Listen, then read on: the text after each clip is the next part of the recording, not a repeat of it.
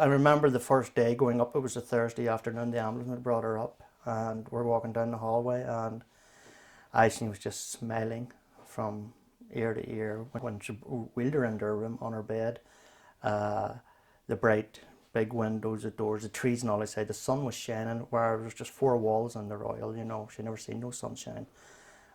When we went up there, we didn't just talk to Marina, the nurse, about Aisling's health plan, and we came back out and Aisling was getting music therapy. We needed just somewhere where we could sleep together, and we always sat together and watched a movie, you know.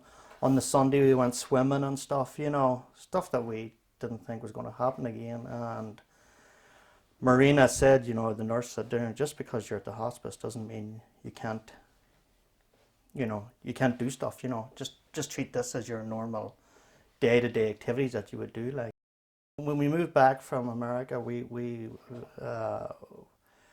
Angela had come out to visit us and then invited us up to the hospice, and I didn't.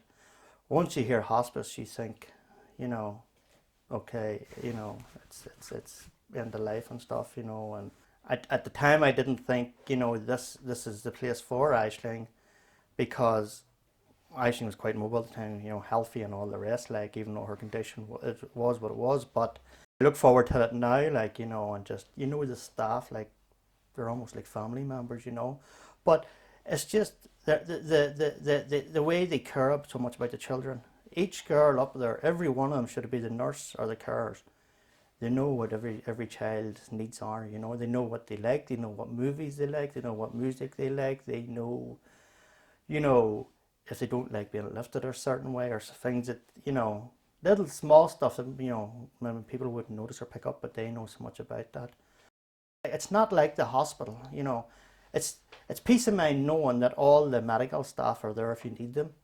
There's doctors coming and going, but when you come like towards end of life, like we were last year, it's very hard in the hospital because there's so much going on. You're in a hospital environment, whereas a hospice, it's like your home. If I could give any advice to medical personnel on how to deal with families that are in the situation we're in, or would be in the situation that we are in, tell them what it's going to be like from the very start. I suppose you say call a spade, that shows the big picture.